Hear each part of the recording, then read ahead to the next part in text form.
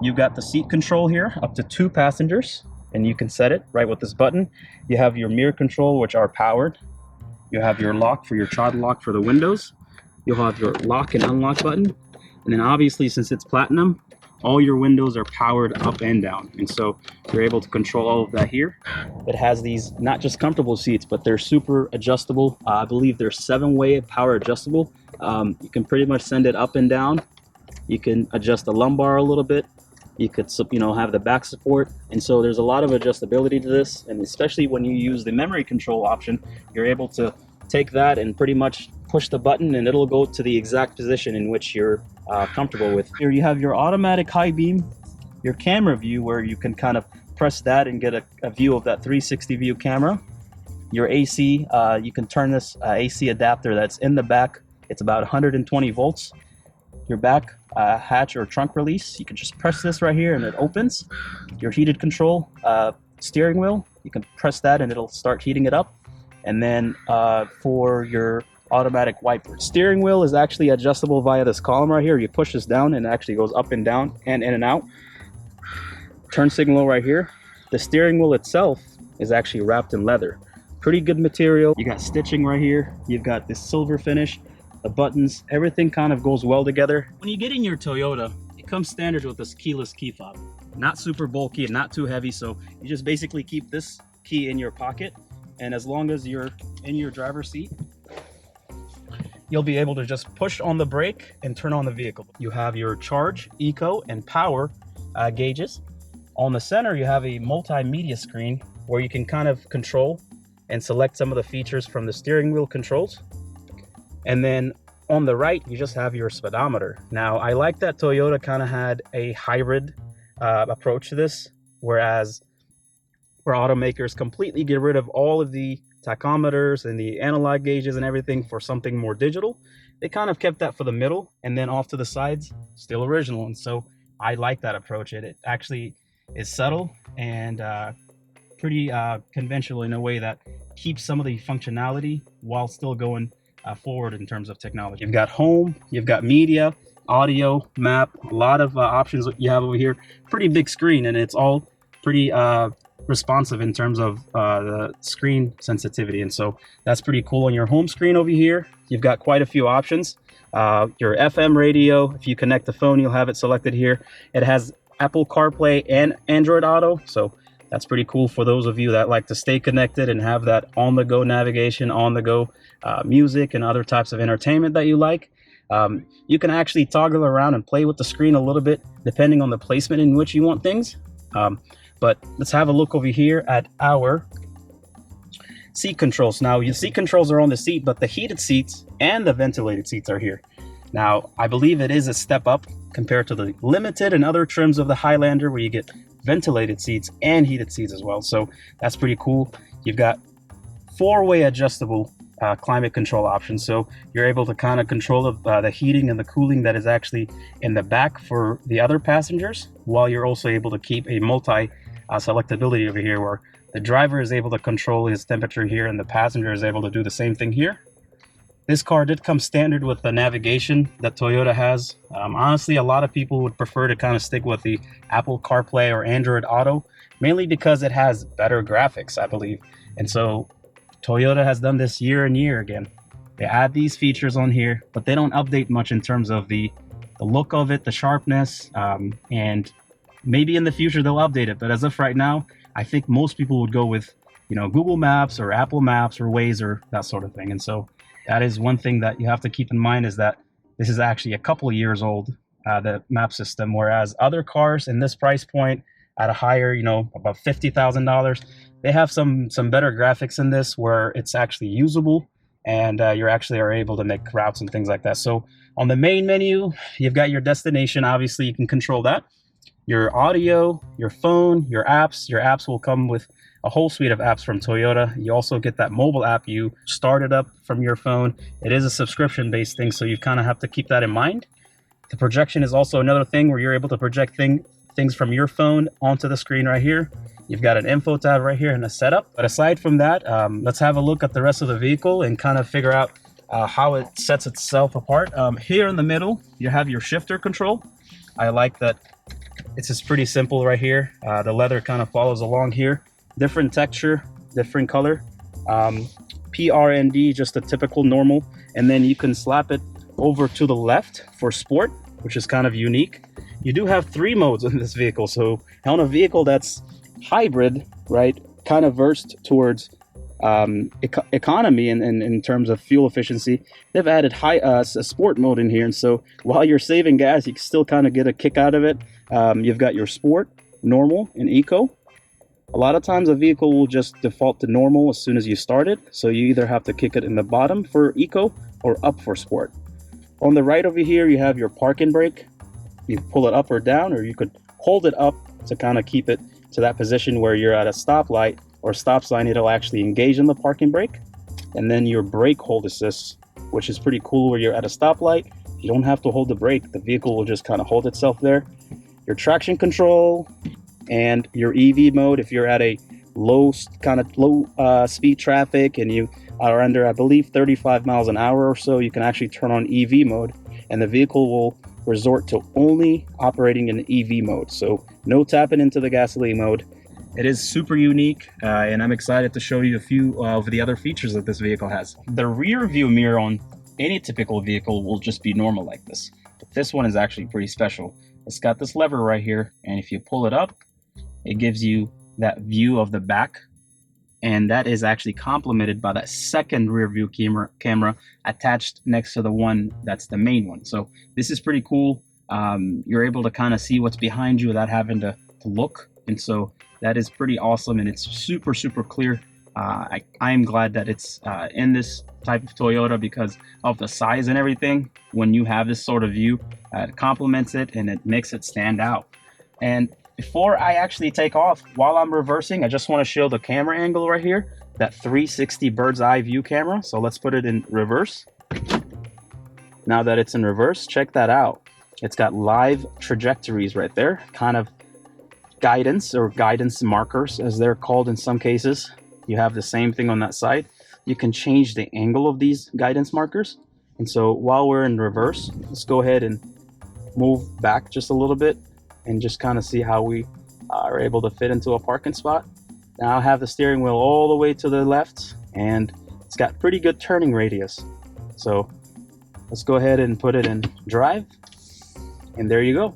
While you're in drive, for a short moment, as you're pulling off, you still get this pretty cool view right here. It's on auto for now, but while you're in short or low speeds, you're able to get this view right here, and that's pretty cool, especially when you're in tight parking spots, especially in areas where people park super close to you. You're able to get a view quick and fast, and you're able to determine where you need to park your vehicle. Obviously, when you have a vehicle at this price mark, you don't want to park around just anybody, so park somewhere safe, and you're able to still get a vision of where you're, the lines, the distance, and all that sort of stuff. Now, as we're taking off, when the vehicle starts, it just resorts to being in normal mode, not eco and not sport. That's what you have to do. You have to go to the select to select the mode selector right here, or the drive mode selector, and you have to put it in a certain mode. Right now it's in normal, but you could put it in eco or sport. Now let's drive it around in normal and see if we notice how it drives, and then shift it down to eco, notice any differences, and then back to sport and see if anything gets aggressive. Now right now we're in normal mode, taking a right turn here. Speed limit's around 35 miles an hour. First thing first I notice is that the acceleration is there, and it's getting up there pretty quick. I really like that. In the past I've driven Highlanders, but they've had that weaker 2.4 liter. This is a 2.5 liter 4-cylinder. I'm not sure if it's direct injected, but it is port injected, so it gets great fuel economy, and it has some pretty tricky tech in there, especially when you are actually pairing it with the hybrid system, which Toyota is super good at. When they make these hybrid systems, they think of a lot of things, not just the way of the outcome is to the customer, but they also think of how it impacts the environment, the longevity of it, the cost of it, like the cost of ownership kind of thing. And a lot of times it's affordable, and that's the great part about it versus the competition. Now we're just cruising around in normal mode in the 2021 Highlander Platinum Hybrid, taking a left here, and I'm noticing like the vehicle in itself it's got a big size to it. Obviously, it was a little bit heavier, but in normal mode, as I'm turning, it didn't really roll over all that much, right? It had a lot of control. It felt like it was in control basically of the road, mainly because the suspension is really, really nice. The 7-speed automatic is really nice the way it shifts. And I really, really like that it feels balanced and smooth. So while you're pushing on the pedal, it's not just letting itself go or holding back, struggling. It's right there in the middle, and that's where you need it to be whenever you're going on these short cruises. Now, we gotta go to eco mode and see if anything changes. So by simply pushing down on this button right here with the selector on the mode selector, the vehicle is gonna go to eco mode. The only difference I noticed, as of right now visually, is the screen kind of turned green, and the structure of the RPMs and stuff like that kind of went down a little bit. But what I'm hoping I'm gonna notice is a slight bit less power, hopefully, because eco mode is supposed to preserve, right, and not constantly be sipping on the gas, right? And while I'm stopped right here, like I said, this is an option, really, really clear, but the optional auto comes on when you're in situations like this. So you can see the lines on the left, you can see the lines on the left, you can see the lines on the right, you can even see people walking up behind there. You're able to kind of get a good vision of what's going on there. The only thing I'm kind of curious about is this dark spot right here in the middle, mainly because the way the camera is located on the front, there's nothing above it at all. So that's pretty interesting, but you're still able to see it nonetheless. You're still able to kind of get a good vision of what you're running into in situations like this. Now, when you go to the home screen on this vehicle, again, you're able to see all of this, the climate, the home screen has the FM radio, AM radio, all that sort of stuff, but the GPS navigation is right here on the right. You also are able to connect a phone via the USB cable, and you'll have Apple CarPlay, you'll have Android Auto, you'll have these features to be able to stay connected and enjoy your drive on the road. Another thing I kind of wanted to show everyone is that destination option right here. So the destination option pretty much gives you not only your search, you can also have saved search destinations. So in other words, while you have that mobile app from Toyota, you can pre-program a lot of your destinations. So when you get to your vehicle, you're good to go. You don't need to worry about anything. So no delays, no issues. And I really like that they have these options where it's, you can access your favorites, your recents, your, emergency destinations and stuff like that. Mess around a little bit with the app, but I feel like this should have been just something standard. And so you notice right there, while you're in the options, figuring things out, as soon as you come to a slow stop, there you go. The camera comes back up again. You can always turn that off here with auto. So we're going to turn it off for now. And then on map, it just shows you the entire map right here. You can zoom in, you can zoom out. Again, I did express my, how I feel about this navigation system in the beginning, mainly because it just feels a little bit crunchy. When you look at maps, obviously I'm comparing apples to oranges here, but Toyota's map search, it's just not the best. A lot of people kind of just resort with the actual Apple Maps or Google Maps or Waze or something of that sort, mainly because it's enhanced. It has traffic data. It has, it warns, especially Waze, it warns you of any traffic problems, any accidents, speed traps, and things like that. And I just don't see this thing doing that. And so while it is usable, it's not sustainable or feasible for a lot of people who are just on the go. Besides this main screen right here, a lot of these buttons right here are super big and visible. I like that instead of incorporating everything into climate there with the touchscreen, they kept the buttons still. And that's what I like about Toyota, is that while other companies are saying, we're going to make luxury vehicles, so we're going to get rid of all the buttons and make them into a screen, Toyota is saying we're going to go with a more conventional / subtle approach to making sure that we not only have options here for your convenience, but you still have these physical buttons to be able to switch things without having to, look off the road too many times. It goes exactly how you want it to go. When you're in normal, you're just on a chill, smooth drive. However, when you go to sport mode, it has a kick up to it, right? Especially when you're going down that highway ramp and you just want to catch it, an exit, it really gets up there, especially when you have, lots and lots of power in that term. A lot of people aren't gonna, drive these cars super rough and fast, but when you need that speed, you're able to get to it. You're able to maneuver around. You're able to quickly, pass people around on the highway. It does all of that without struggling. It does all of that while it's smooth, while it's centered, while it's focused. and while it's upbeat, right? And that's what's setting this vehicle apart from the competition. That's what's good about it. It has Apple CarPlay, it has Android Auto. When you get the Platinum model, you get this huge screen right here. You couldn't ask for more. The suspension is complimentary. The engine is smooth. The drive and feel is exquisite. I wasn't able to pick anything bad about the vehicle, and the look, the design, the reshape, and the refreshment that they gave this vehicle for this year is absolutely phenomenal. I think they've done above and beyond what customers expected, and especially at the price point that it is. The owner of this vehicle actually was shopping for various other colors, and when he went to the dealer, he was only able to find one, and he didn't even like that color. So the dealer had to actually outsource that one to another dealer and trade them across so he can get the right one.